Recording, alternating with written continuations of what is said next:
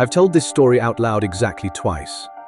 Once to a detective named Alvarez, in a small grey room that smelled like burnt coffee and copier toner. And once to my best friend Priya at 2 in the morning, while I sat on my kitchen floor in my coat and couldn't make my hands stop shaking. I'm telling it a third time now because of a woman I will never meet. 4 months after the worst first date of my life, a detective called me at work and told me that a few pictures on my phone, screenshots I had almost deleted out of embarrassment, were the reason they finally had a name. I didn't know any of that was coming on the night it happened. That night, all I had was a bad feeling I kept apologizing for, and a text message about my dog. Here's the thing nobody warns you about the moment your instincts start to scream. They don't scream, they whisper, and they whisper politely, while the louder part of your brain talks right over them. That louder part has been coaching you since you were a little girl. Be nice. Don't make a scene. Don't embarrass him. Give people the benefit of the doubt. I am a 34-year-old woman who reads warning signs for a living, and I still almost didn't make it home. Because for most of one evening, I was more afraid of being rude than I was of the dark road we were driving down. I'm going to walk you through all of it, slowly, the way it actually happened, because the details are the whole point. Not the ending. I'll get to the ending, and the ending is the part that still makes my hands go cold. But first, the small, ordinary, talk yourself out of it details in the middle. The ones I almost ignored. If you've ever sat across a table from someone and felt something quietly go wrong in your stomach, and then poured yourself another glass of water and decided you were imagining it, this story is for you. Stay with me. There's a reason I need you to hear the middle before I give you the end.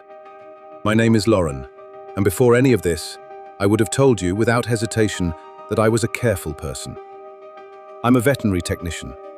For 11 years, I've spent my days with animals who can't tell me what's wrong, which means my entire job is reading the things nobody says out loud. A dog that's hurting somewhere holds its body a certain way. A cat that's frightened goes still in a particular, wire-tight silence that has nothing to do with calm.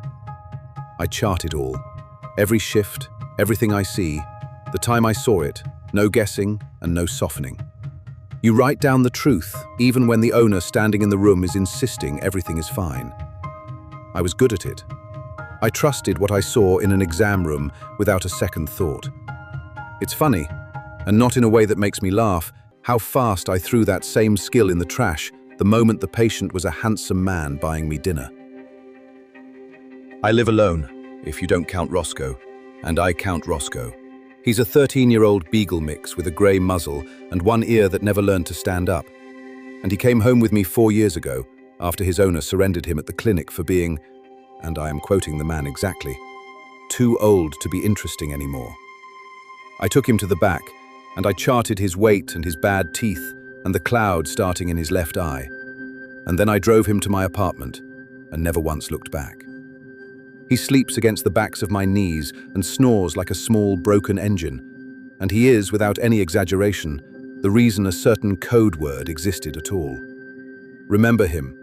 He matters a great deal more than you'd think a slow old dog could. And then there's Priya. Priya and I met in our 20s, roomed together for 3 broke and happy years, and stayed the kind of friends who can go a full week without talking and then split a bottle of cheap wine like no time passed at all. She's a paralegal now, sharp as a tack, the person you want in your corner the minute the world turns official. Years ago, after a night out went sideways for a friend of ours, nothing you'd ever see on the news, just a man who would not take no for an answer, and a parking lot that suddenly felt very far from the door. Priya and I made a pact. Whenever either of us met someone new, someone off the apps, the other one got everything. The full name, screenshots of the profile, the name of the restaurant, a live location pin dropped on our phones, and a code. The code was simple, and the code was Roscoe. If I was out on a date and I texted Priya the words, "Did you feed Roscoe?" it did not mean one single thing about my dog. It meant, "Get me out." It meant, "Call me in the next 2 minutes with an emergency in your voice, a real one, the kind I can't argue my way around." We'd used it twice over the years, both times for nothing serious, both times a small relief to have in our back pocket. Once was a man who spent an entire dinner talking about his ex and got weepy and strange by dessert. Harmless, just sad. The code got me a graceful exit and a good laugh with Priya after. I want you to understand that I did not, on any level, think I was a person this happened to. I thought I was careful, and I thought careful was a wall. Careful is not a wall. Careful is a habit, and a habit is only ever as good as the one moment you actually decide to keep it. I'd been single a little over 2 years when I matched with him. One long relationship had ended the way they sometimes do, not with a bang, but with the two of us slowly realizing we'd become roommates who split a rent and a Netflix account, and not much else. And I'd spent the years since mostly with Roscoe and Priya and the night shift at the clinic. Getting back on the apps felt like trying to speak a language I used to be fluent in and had let go rusty. He made it feel easy. On the app, his name was Adam. He was good-looking in the way that photographs a little too well, and he was funny, and he was interested. Really interested. The kind of attention that feels like sunlight on your face when you've been cold for a long time and forgot you were cold. Within a day of matching, he'd remembered small things I'd only mentioned in passing. I said I worked with animals, and suddenly he had a rescue dog too. A shepherd named Duke. And wasn't it the best thing in the whole world, coming home every night to a dog who's happy to see you? I said I loved old diners, and he knew 3 of them by name. Everything I set down on the table, he picked up and handed back to me a little shinier. At the time, I called it chemistry. Later, in that grey room, Detective Alvarez had a different word for it. She called it mirroring. She said the careful ones don't bring a personality to the first date. They study yours, and they bring it back to you, so that talking to them feels like the easiest thing you've ever done, like being finally, truly seen. She said the feeling of being seen is the hook, and I had swallowed it whole. There were flags in those messages if I'd been charting instead of blushing. He wanted to meet fast, pushed for it, a little pout in the text when I said I couldn't do that first Tuesday. When I told him I always meet new people in a public place and drive myself the first time, no exceptions ever, there was a pause on his end, just a beat too long, and then a breezy, "You're so responsible, I love that about you." Nothing you could point at, nothing you could screenshot and show a friend and have her gasp. Just a texture. Just my stomach saying something quietly that my thumbs were too polite to type back. I told myself I was out of practice. I told myself any decent man would want a woman to be safe, and the fact that this one seemed to mind, just slightly, just for a single beat. I filed that under first date nerves and moved right along. Write that down as the first thing I saw clearly and refused to chart. We picked a Friday, and I picked the place. An Italian restaurant called Fiorella's in a busy stretch of Tempe, Arizona. The kind of spot with a lit patio and a valet stand, and enough people around that nothing bad could possibly happen. I did everything right going in. I texted Priya the name of the restaurant and the time, 7:30. I sent her his profile. I actually took screenshots of it, all 4 of his pictures, and the little paragraph he'd written about himself, and sent them to her with a joke. Wish me luck. 3 words. Hold on to those 3 words, because they come back at the very end, and by the time they come back, they will have stopped being a joke. I dropped a location pin. I drove my own car, a beat-up blue hatchback with a Roscoe-shaped dent worn into the passenger seat, and I parked it myself, under a light, and I put the keys in the small inside pocket of my purse, where I always know exactly where they are. I want you to notice how much I did right. I need you to notice, because I'm about to tell you the one thing I did wrong, and it very nearly erased all the rest. He was already there when I walked in, standing the moment he saw me, pulling out my chair, smelling like cedar and something expensive. And for the first hour, I'll be honest with you, it was a good date. He was warm and attentive. He laughed at the right things. He asked me real questions and listened to the answers, or seemed to. I remember actually thinking, in almost these exact words, "See, this is what you were so afraid of. This is lovely. That, right there, is the trap. That is the whole machine. The first hour is engineered, deliberately, to make you disbelieve the second one. The warmth isn't a mistake in the plan. The warmth is the plan. The flags came the way they always come, one at a time, each one small enough to swallow with a sip of water. Flag 1 arrived with the waiter. When the young man came to take our order, Adam ordered for both of us. Didn't ask me, just told him what I'd be having. Some seafood dish I never would have picked, with a little wink in my direction like it was a gift. 10 years ago, I might have found it charming. That night, a small, clear voice in the back of my skull said, "He didn't ask you." And I poured that voice a tall glass of water and told it to sit down and behave. Flag 2 came when I mentioned Priya. I said it lightly, tucked into a story. My friend Priya's going to text me later. She always checks in on me. And I watched something move across his face. Just a flicker. There and gone in half a second. A small tightening at the corner of his mouth before the easy smile came back and covered it. "Oh," he said, "do you always travel with a babysitter?" Light, joking. His eyes were smiling. But he had heard exactly what I said, which was, somebody who loves me knows precisely where I am tonight. And some part of him had not liked hearing it at all. Flag 2, filed under, "He's only teasing, don't be so sensitive." Flag 3 was the stories, or the way they wouldn't hold still. He was too smooth and too vague at the very same time, which I would learn is a specific and practiced skill. He worked in consulting. He'd lived all over. He was between places right now, just for a while. And every time I asked a completely normal follow-up question, "Oh, which firm? Whereabouts did you grow up?" the answer would slide sideways and turn, somehow, into a warm question about me, so that 30 seconds later, I'd forgotten I ever asked. By the third time it happened, I clocked the pattern, the way you clock a smell you can't quite place in a room. The way you know something's wrong before you know what. I just could not make myself be rude enough to plant my feet and push. A better raised woman would have let it go, I kept telling myself. So I let it go. And then, over dessert menus that neither of us had opened, he reached across the table and laid his hand over my wrist. Not gripping, resting. But when I shifted, a completely natural shift, reaching for my water glass, his fingers closed. Just for a second. Just long enough that I felt the plain strength in them, and understood in my body that the resting had been a decision, and that the letting go was one too. He smiled the entire time he did it. My own pulse came up loud and fast in my ears. And the polite little girl who lives in the front of my brain, the one who was raised so very well, said, "Don't make it weird. He's just an affectionate guy." And I smiled back at him. I smiled back. And I hated myself for smiling back, and that hatred, hot and sudden and clean, was the first fully honest thing I had felt in an hour. I said I needed the restroom.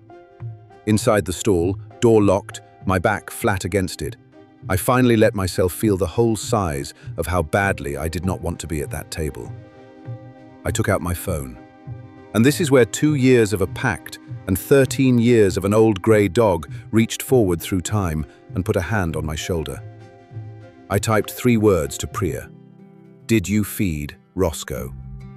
Then, because some animal part of me was fully, coldly awake now, I kept typing. Something's off, getting a weird vibe I can't shake. If I go quiet, his name is Adam. I already sent you the profile. We're at Fiorella's in Tempe. He says he drives a grey sedan. I hit send and watched the little checkmark turn, and for the first time all night, I did not feel alone in it. Priya wrote back in 9 seconds flat. "On it. You want the call right now, or you riding it out?" And I stood in that stall, and I made the wrong choice. I typed, "Give me 20 minutes. I think I'm just rusty. He's probably fine."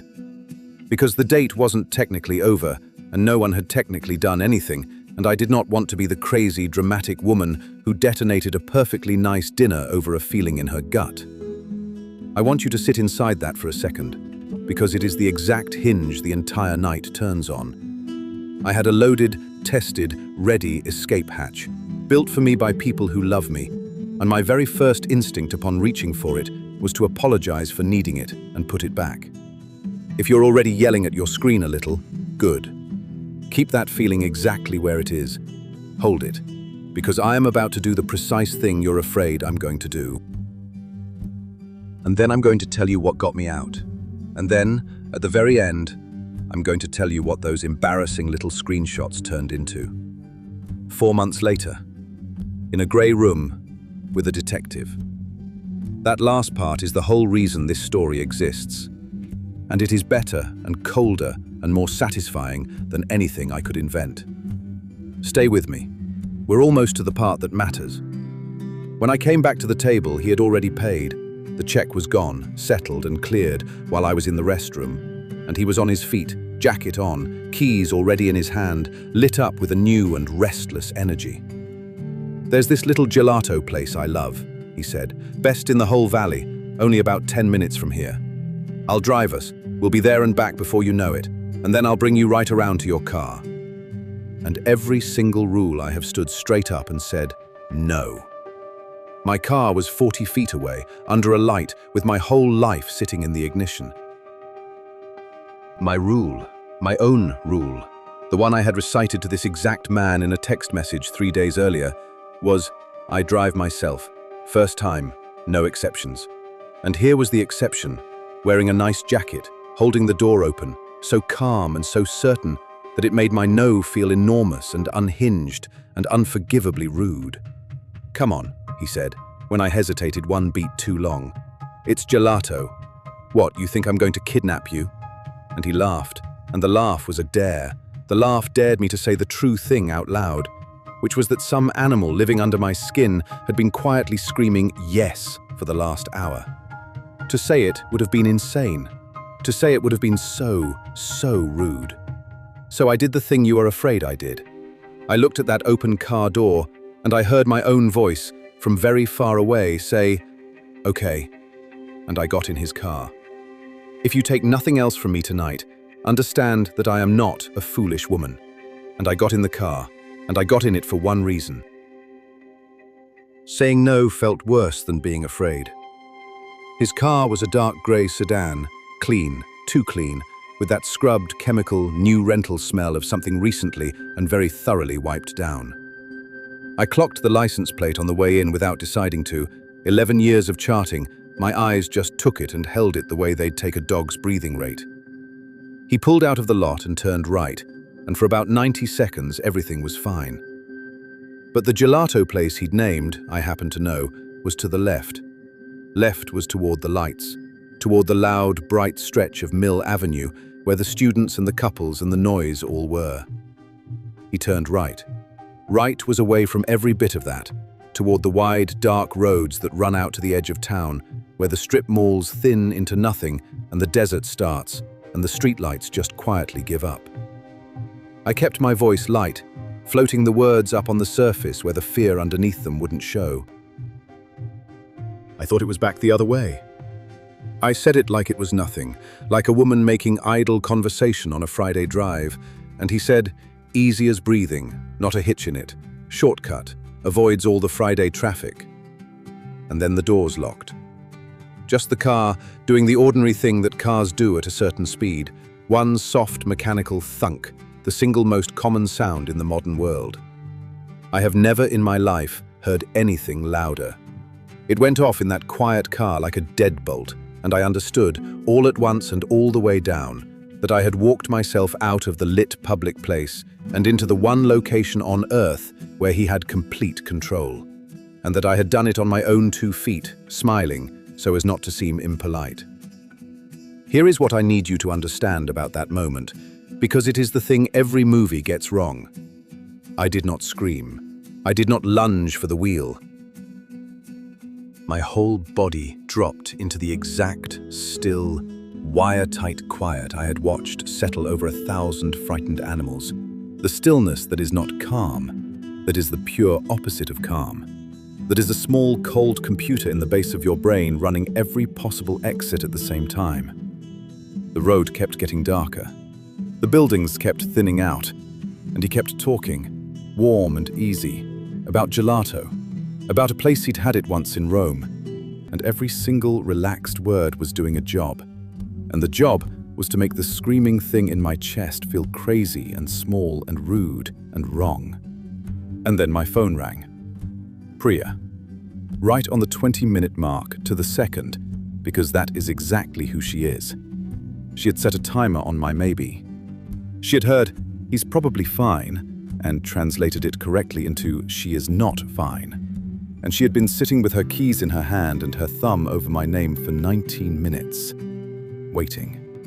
I answered before the second ring finished. "Hey," I said, and I heard my own voice come out of me, steady, almost bored, the flat, gentle voice I use on a shaking dog to keep it from bolting. And Priya was already going, fast and frightened, and absolutely perfect, an actress who'd been rehearsing our whole lives for this. "Lauren, oh my God, I'm so sorry. It's your mum. She fell. She's at the hospital. I'm on my way to come get you right now. Where are you?" Not one word of it was true. Every word of it was exactly the door I needed someone to open for me. I said it out loud, for him, letting my face do the work. "Oh no, okay, I'm coming right now." And then I turned to Adam, and I kept that same flat, steady voice, and I said, "That was my friend. My mum's in the hospital, she fell. I need you to take me back to my car right now." And he did not slow down. That is the moment, right there. That is the single one I would give almost anything to make every person listening feel in their own chest. I told a man that I needed to get to my mother in a hospital, a thing no ordinary, decent stranger on earth would question for even a second. And he kept driving the same speed in the same wrong direction, and he said, gently, so gently, like I was the one being unreasonable, "It's fine, we'll head back in a few minutes. You're all worked up. Let's just grab you a coffee first and get you calm." He tested me. He wanted to see, right then, whether a soft, warm voice could talk me back out of my own emergency, the same way a soft, warm voice had talked me out of every flag all night. An hour earlier, God help me, it might have worked. It did not work anymore. Somewhere back on that darkening road, the part of me that had spent the whole evening apologizing had finally completely gone silent, and something older had taken the wheel. There was a gas station coming up on the right. One of the big, bright ones. A wide canopy of hard, white light, a lit-up store, and, thank God, 2 other cars sitting at the pumps and a man in a work shirt filling up a landscaping truck. I did not ask him this time. Asking was over. I said it hard and flat and clear, the way you say a command that is not in any way a request. "Pull in there. I'm going to be sick. Pull in right now." And here is a small, ugly truth I have carried ever since. A certain kind of man will drive right past your fear without blinking, but he will stop for his own upholstery. He pulled in. The second the car slowed at the pumps, I had my hand on the door handle, and it was unlocked. Whether he'd unlocked it or the stop released it, I will never know, and it does not matter. And I was out. Out into that beautiful, ugly, holy, fluorescent light, purse strap already across my body, standing on solid ground 15 feet from a total stranger pumping gas into a truck. I did not run. Running tells a predator that you are prey, that the chase is on, that his instincts are correct. I walked, fast and straight and upright, over to the man at the truck, and I said, low and even, "I need you to just stand here with me for 1 minute. That guy in the grey car scared me." And God bless that man forever, whoever he is, wherever he is. He said, "Of course, you okay?" And he set the gas nozzle down in its cradle. He turned and put himself, casually, just a little, between me and the sedan. And he looked at that car the long, steady way one man looks at another to say, "I see you, and I'm not going anywhere." Adam sat there for a moment. I could feel him deciding, could almost hear the arithmetic running behind the windshield. A gas station has a camera bolted over every single pump. It has a clerk behind bulletproof glass, and it now had a witness, a solid one, standing with his arms crossed and his boots planted. I watched all of that math finish itself behind his eyes. And then he pulled out. Not fast, casual. a man with all the time in the world and nowhere he needed to be. And as the back end of that car swung slowly around under the white light, I did the last careful thing of the whole night. I lifted my phone and I photographed the license plate. 2 shots. My hands were shaking so hard that the first one came out a smear, but the second one, the one that mattered, the one that would matter more than I could possibly have known, came out sharp and clean and readable as a chart note. An Arizona plate. I can still see every character of it when I close my eyes. The clerk let me come inside and wait.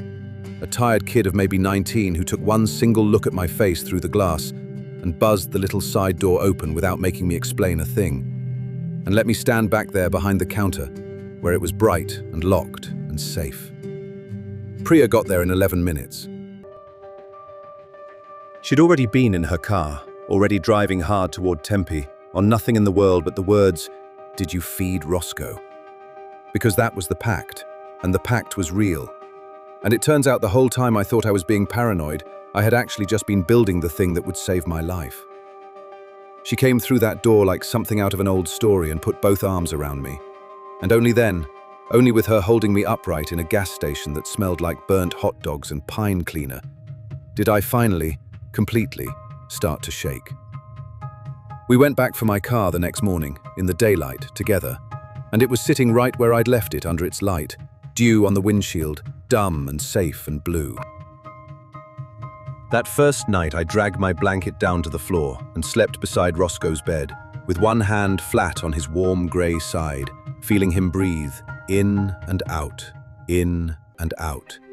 Because I needed to be pressed up against the one living creature I had never, not once, misread. Priya slept on my couch and made me coffee at dawn, and did not say at any point, not for one single second, the thing that a lesser friend might have said, which is, "Why on earth did you get in the car?" She already knew why. Every woman listening to this already knows why. You get in the car because the only other option in that moment feels like being rude. And we are raised from the cradle to believe that rude is close to the very worst thing a woman can be. He was counting on exactly that. They are all, every one of them, counting on exactly that. Here is where a great many people would stop the story. Nothing actually happened after all. I got out. No harm done. Go home, hug your dog, block the number, chalk the whole thing up to one scary Friday and a wild imagination. And I very nearly did exactly that. But Priya, who spends her working life around cops and courtrooms and knows precisely how the machine really grinds, sat me down over that dawn coffee and said one thing that changed everything that came after. She said, "Lauren, listen to me. Nothing happening to you does not mean nothing happened. Report it anyway. Not for you, for the report." So on Saturday, I drove to the police station, and I did just about the least satisfying thing a person can do. I filed a report about a crime that hadn't happened. The officer was kind and tired, and honestly a little baffled about what he was even supposed to write down, because, in his words, and he wasn't wrong, "No offense, ma'am, but the guy didn't actually do anything. You got out. There's no law against a lousy sense of direction."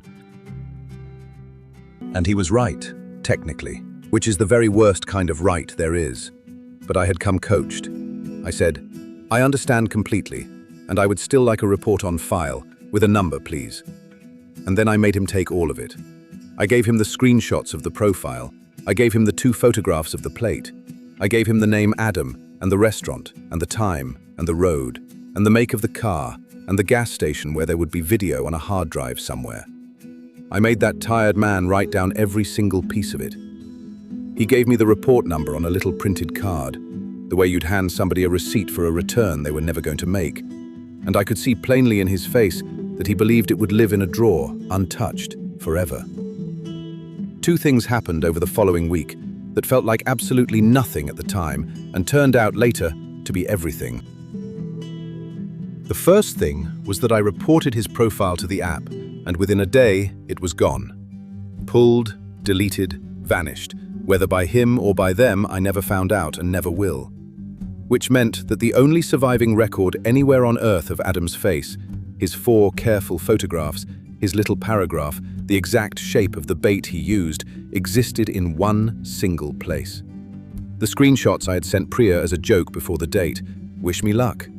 The second thing was that I did the modern thing, the thing women do for each other now in the quiet. I posted a calm, careful warning in a local women's group online. No screaming, no name-calling, just the plain facts. This happened to me. Here is the pattern. Here is what the second location push looked like. Please be careful out there. And a small, steady number of women messaged me privately to say the vibe sounded familiar, that they'd felt it too, that a man had pushed them toward a second place in exactly that way. I saved every one of those messages. Charting, always charting. I had no idea what any of it was for. I just could not make myself throw away the truth. And then, for 4 months, there was nothing. Life closed back over the whole night like water closing over a dropped stone. I went back to work, back to Roscoe, back to the ordinary rhythm of shifts and grocery runs and slow Sunday mornings. And some nights I would lie awake in the dark and put the whole evening on trial all over again, and land, exhausted, a little after 2, on the ugliest verdict of all, which was that maybe I had made the entire thing up. Maybe he really was just a guy with a bad sense of direction and a firm hand, and I had humiliated myself and filed a police report over a feeling and frightened a nice man off into the night for no reason at all. That is the last and cruelest trick these men play, and the terrible thing is, they don't even have to still be in the room to play it. When they don't get you, they leave you holding the raw fear all alone. And after enough quiet weeks, the fear starts, slowly, to look exactly like foolishness. I had very nearly talked myself all the way out of it. Hold on to that, please, because it makes what came next so much better. Remember that I had almost decided I imagined the whole thing. It came on a Tuesday afternoon, while I was hosing out a kennel run in the back of the clinic. A detective named Alvarez, Phoenix, calling from a unit I won't dress up for you, calm and warm and precise, asking whether I was the Lauren who had filed a report roughly 4 months back about a man who called himself Adam. My legs went strange and far away underneath me. I said yes. She asked, very gently, whether I would be willing to come in and talk. And then she said the sentence I have not stopped hearing since, on and off, in the shower, on the freeway, at the edge of sleep. She said, "I want you to know that your report is the most useful thing in this whole case." She said, "You did everything right." I sat in that grey room the next morning, the one with the burnt coffee and the copier toner, and Detective Alvarez told me, as much of it as she was allowed to, what my one bad Friday had actually been a piece of. Another woman had come forward, a different city, a couple of months after my night, the same kind of profile on the same kind of app, the same too good first hour, the same insistent, charming push toward a quiet second place. Only she hadn't gotten out. He had taken her somewhere private, and she had been drugged and robbed and left. And she had surfaced hours later with pieces of the evening simply gone, and no earthly way to prove who had done it to her. Because by the time she could think straight and make the call, the profile was already deleted, and the account was a ghost, and the car was wiped, and the name she had was a name that belonged to no one. He was careful. He was so careful. He left, very nearly, nothing at all behind him. Very nearly nothing. Because a veterinary technician in Tempe with badly shaking hands had photographed a license plate under a gas station light and had made a tired officer write down a report number he was sure he'd never need. And that plate, run properly and patiently months later by a detective who actually pulled the thread instead of leaving it in the drawer, came back to a name that was not Adam. It came back to a real man, with a real face and a real address. And once they had the real man, my screenshots handed them the one thing they had been missing in the other woman's case entirely. His face. His method. The precise profile he'd used to reel her in, preserved and time-stamped and whole, rescued out of a night he was certain had disappeared. And when they finally went looking, with an actual name and an actual face in hand, they turned up a third woman. An older case, gone cold 2 full years before, that not one investigator had ever been able to connect to a single living soul. 3 of us. one thread. And the thread was a joke text, "Wish me luck," that I had very nearly been too embarrassed to keep. His name was Gregory Vance. He was not a consultant. He had never in his life owned a shepherd named Duke. He had done his own private version of that Friday night to more women than the three of us who ended up with case numbers on a detective's desk. And some of them, Alvarez let me understand without ever quite saying it, had never told anyone at all. She never once used the word predator with me. She didn't have to. She just laid the timeline out flat on the table between us, my little report sitting there in the middle of it, like the keystone of an arch, and let me see for my own self what I had been part of and what it had held up. I want to tell you that I felt triumphant. Mostly at first, I just felt the floor of the room tilt very slowly under my chair. But underneath the shock, cold and steady and growing by the minute, was something I can only really describe as vindication in the oldest, most literal sense of that word.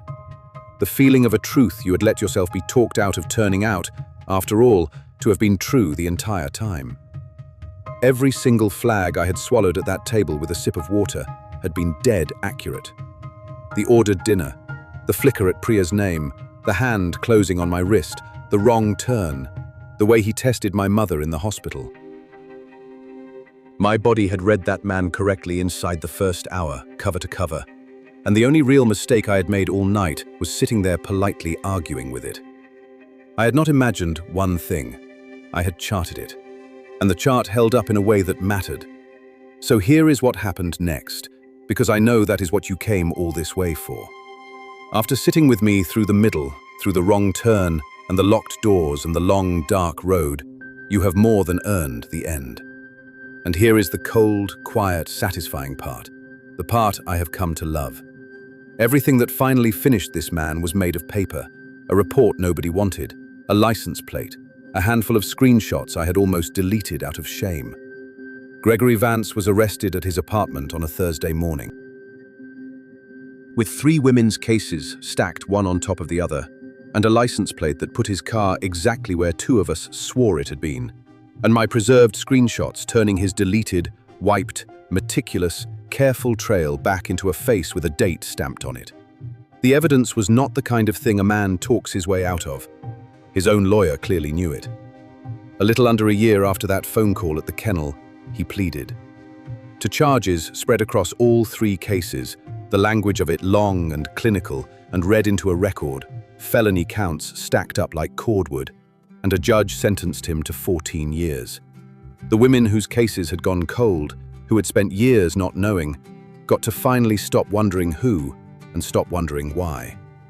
And that, Detective Alvarez told me, the day she called to say it was done, is not nothing.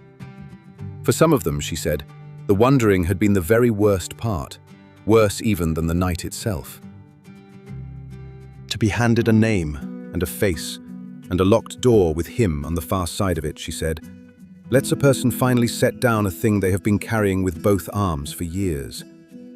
I met one of them once, the woman from the second case, the one who did not get out.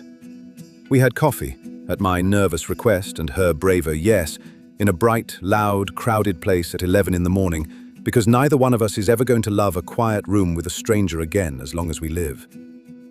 We did not talk much about him. We talked, of all things, about our dogs. She has a pit mix named Sugar, who is terrified of the vacuum cleaner and sleeps under the covers like a person. We talked about how genuinely strange it is to feel grateful to someone you have never met for a thing they did on the worst night of their own life. She thanked me for the plate. I thanked her for being brave enough to walk into a police station and go first, because without her going first, my screenshots would have sat in that drawer for the rest of time, exactly the way the tired officer figured they would. Neither of us caught that man on our own. It took the woman who found the courage to speak up and the woman who happened to write it all down. That, I have come to believe, is almost always how it actually works.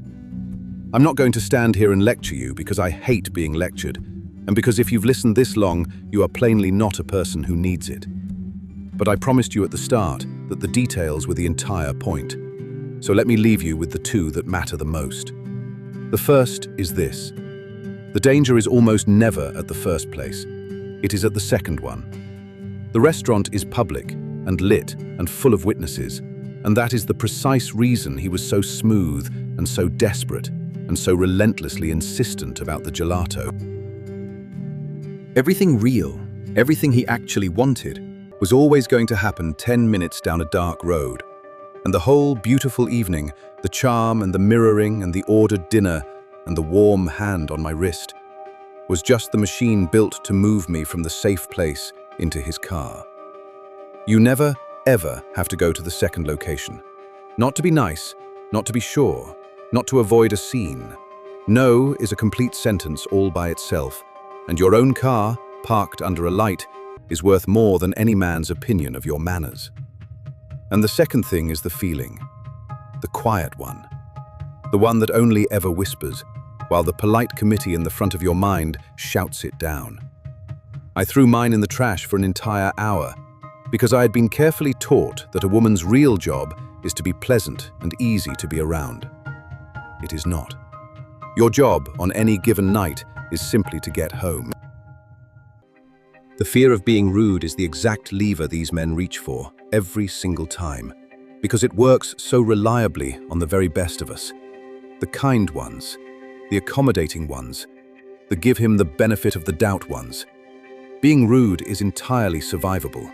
I can promise you that now, from the far side of it. I have been rude, and I am still here, and he is not. I still have Roscoe. He's grayer now and slower, and the cloud has spread across most of that left eye, and he still sleeps pressed up against the backs of my knees and snores like a small broken engine every night of my life. And did you feed Roscoe is still exactly what Priya and I text each other before either of us walks into a first date all these years later. Except now there's a second half to it.